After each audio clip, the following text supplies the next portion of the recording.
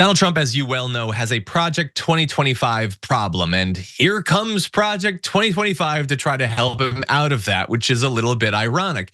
The director of this radical project has stepped down amid criticism from many, not just regular people, not just Democrats, but from Republicans and even Donald Trump performatively pretending to have an issue with Project 2025. And so this is clearly designed, him stepping down, to make it look as if, oh, Project 2025 isn't a thing anymore. And oh, look, Trump didn't like him and now they're falling apart. That's not what's happening. They still have their project, as you're gonna see with some really damning quotes.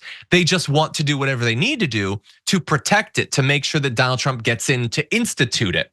And the thing about having the head of Project 2025 step down to help Donald Trump's campaign, that's funny to me, is this is supposed to imply to us that they're not well connected. They're effectively coordinating for Donald Trump's political future. This is damning is what it is, and I hope people understand that.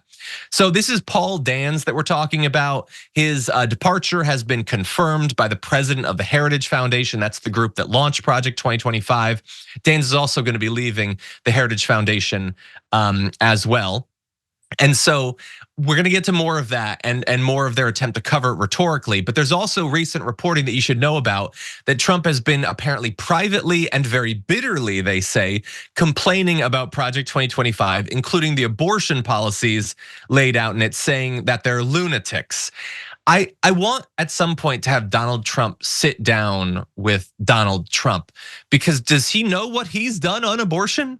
Like, I know that he's scared of it now, but does he know he's the one that made this a disaster for the Republicans? A storm is tearing up the digital media industry. Only our audience can save us in these difficult times. Help us reach our goal of 100,000 new members at tyt.com/team. You understand, Sharon, what the point of this is. Do you think this is gonna help them out? Does this help diffuse the issue? What do you think?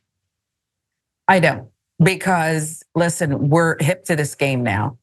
Project 2025 going underground is fake news, okay? This guy stepping down is fake news. Trump now, it is true that Trump never read the documents, but he's an ugly person, so he really didn't care what the document said. It's just, okay, whatever works for me. And now he's hearing little buzzwords and he had to ask people, what is this 2025 thing? But they're still, if you put them back, they're going to do more than they did the last time. That is a fact, because 7/8 of the pie is just not enough. They've got to have all of it and you get nothing, okay? So I don't think it's gonna help at all. People are, now that they're waking up and they're tuned in to the movement that is Camelot, I think it's even gonna be worse for him. They don't believe it. And maybe I'm just being too glass half full, but I love it. I'm so happy. For now, I don't know why I'm not more cautious, but I do feel happy. I'm glad in general that people are happy. I'm glad specifically that you're happy. I love the repeated references to Camelot. Now, I'd seen a couple of tweets about that, so that's just a thing, huh? Yeah, and say it to my face. That caught on with the kids. I like Come on, she did that. Is there a shirt? Because I would wear that shirt. Actually, I'm not sure that I would, because I generally don't want people who disagree with me to talk to me in public. Like, I don't want to be outside anyway. Yeah, but I like the idea. Yeah, trunks or a night shirt. I don't know how you sleep, but maybe something that you can enjoy inside. Basically, imagine Ebenezer Scrooge. That's how I sleep. So maybe there's a say it to my face little floppy bed cap. But anyway. So listen to the head of the Heritage Foundation. This is not the guy stepping down. This is the guy that's still there, who's like, oh, everybody, like, we're so past this. You don't even have to worry about it. And it's not even what you thought it was anyway. He says, under Paul Dan's leadership, Project 2025 has completed exactly what it set out to do, bringing together blah, blah, conservative organizations, blah, blah, blah. This tool was built for any future administration to use. I don't even know who, wait, is it an election year? Who's running? I don't know, I should really catch up. I'm gonna have to tune into the news. Yeah, no, this wasn't for Trump specifically. This wasn't like you mined his speeches for policy proposals or anything. Yeah, sure. And here is what Trump campaign managers said. Bear in mind they're his campaign managers, so you know how much this is worth. The Trump team has been very clear for over a year that Project 2025 had nothing to do with the campaign. Dude, it hasn't been 3 weeks. What are you talking about, more than a year? They did not speak for the campaign and should not be associated with the campaign or the president in any way.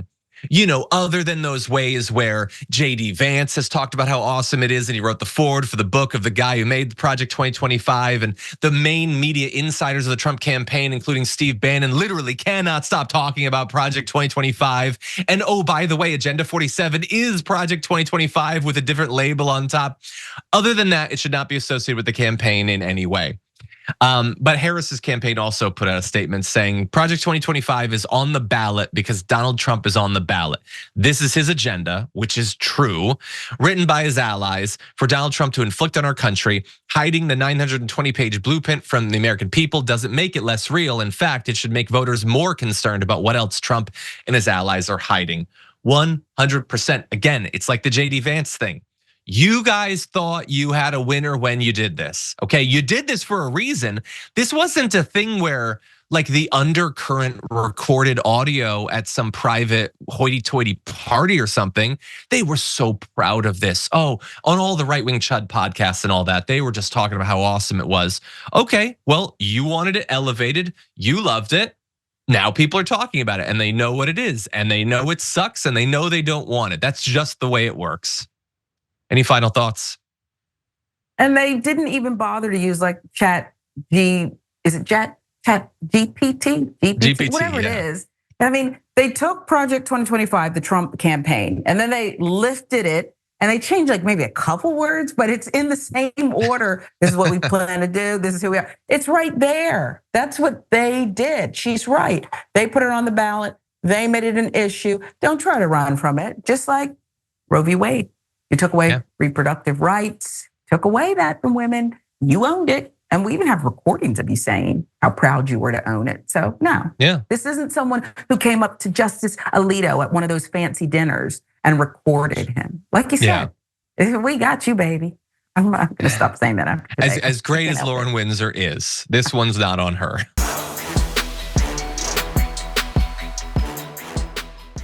When you click the join button and become a tier 2 member, you get access to all of our weekly top 10 lists. What are you waiting for?